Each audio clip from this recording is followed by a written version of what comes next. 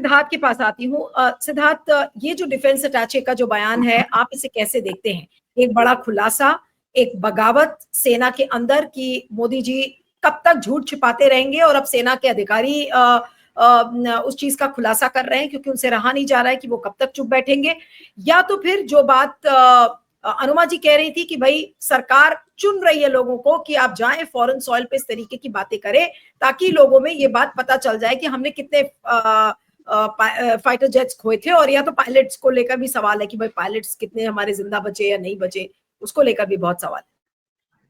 जी हाँ, इसको ना अगर आप भारत में सब लोग क्रिकेट देखते हैं, क्रिकेट के मिसाल से समझना बहुत आसान होगा। हमें पता है भारत में सबसे बड़े क्रिकेटर, ब्रांड एम्बेसडर क्रिकेटर, सबसे पॉपुलर क्रिकेटर महेंद्र सिंह धोनी है।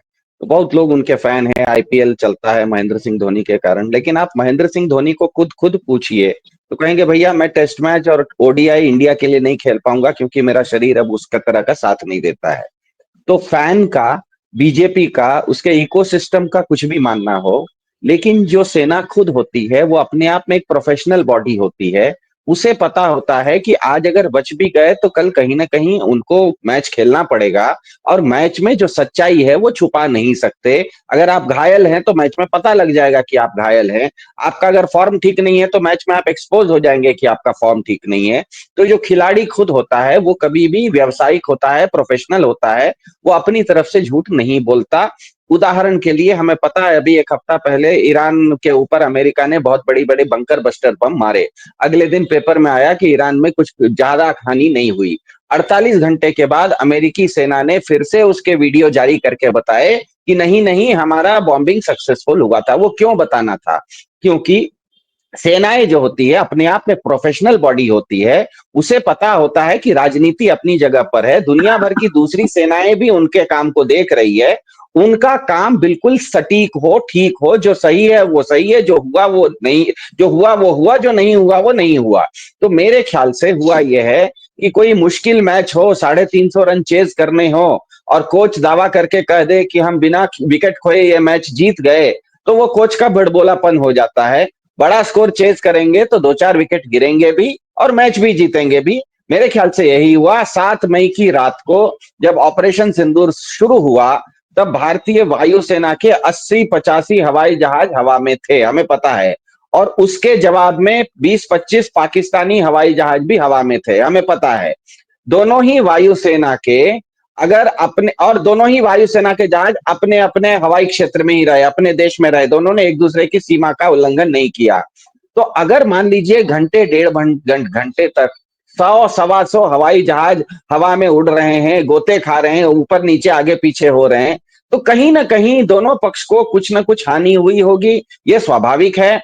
यही बात सबसे पहले एयर मार्शल भारती ने कही थी जब उन्होंने कहा था कि कॉन्फ्लिक्ट होता है, कॉम्बैट होता है तो कुछ लॉसेस होते हैं। यही बात को सिंगापुर में सीडीएस ने भी कहा, चीफ ऑफ डिफेंस स्टाफ ने, जब उन्होंने कहा कि पहले दिन 7 तारीख को हमसे कुछ टेक्निकल गलतियां हो गई थी, जो 2 दिन के बाद हमने उसको सुधार लिया था। और यही बात आज इंडोनेशिया में भारतीय सेना के ऑफिसर ने कहा है। इसमें कोई आश्चर्यजनक बात नहीं है। सबसे ये होता इसीलिए है क्योंकि कोई भी अगर हानि हुई हो तो ये हुआ इसीलिए कि हम सबको पता है कि रेडार जो होता है वो किसी भी सेना की आंख होती है। रेडार से ही आपको पता लगता है कि सामने क्या आ रहा है। मैं अगर आंख बंद कर लूं तो सामने क्या है पता नहीं लगेगा, तो रेडार आंख होती है। तो युद्ध शुरू करने से पहले दुश्मन के रेडार को नष्ट करके उसे अंधा किया जाता है, उसी के बाद अगला हमला किया जाता है, ये सबको पता है।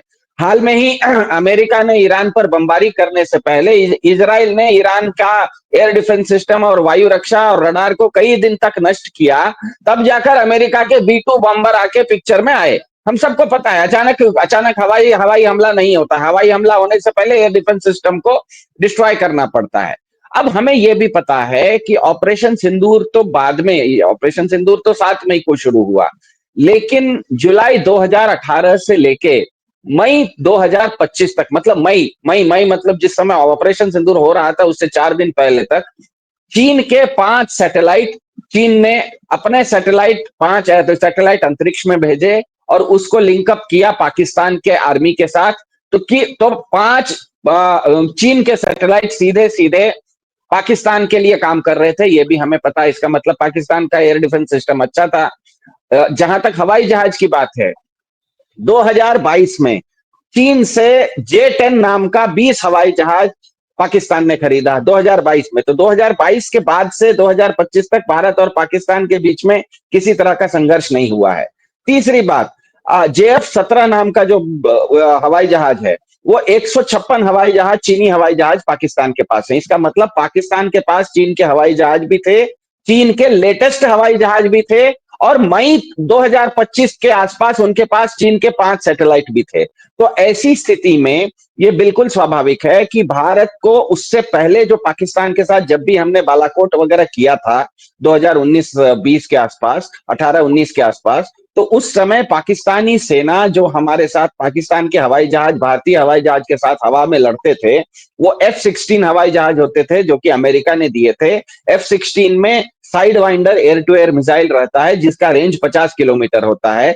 तो भारत को, भारतीय वायुसेना को लगा था कि पाकिस्तान के भी अपने हवाई जहाज जब उपयोग करेगा तो वो F-16 हवाई जहाज उपयोग करेगा जो कि 50 किलोमीटर से दूर से मार कर सकता है।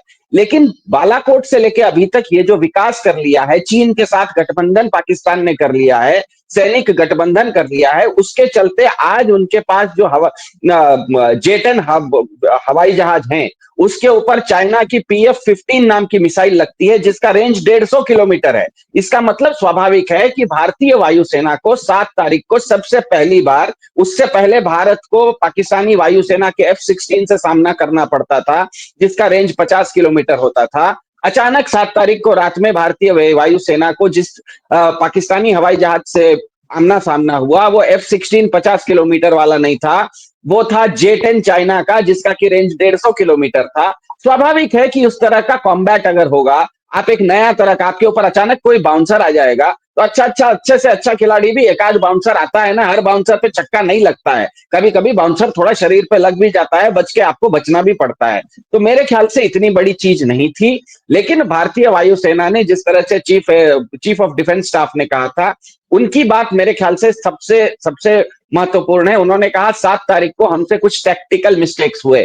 मेरे ख्याल से मैंने जो बताया वही टैक्टिकल मिस्टेक्स थे कि उससे पहले भारत को लगता था कि पाकिस्तान F-16 के साथ आएगा 50 किलोमीटर के मिसाइल के साथ, लेकिन उस दिन भारतीय वायुसेना को सामना करना पड़ गया चाइना के J-10 के साथ जिसका रेंज 150 किलोमीटर है। तो टैक्टिकल मिस्टेक जो हुआ उसको भारत ने ठीक किया, और 7 तारीख के बाद हमें पता है कि 10 तारीख के आसपास तक हमने पाकिस्तानी, भारतीय वायुसेना और थल सेना पूरी मिला के भारतीय सेना ने स्कर्दू से लेकर कराची तक काफी बमबारी कर दी थी।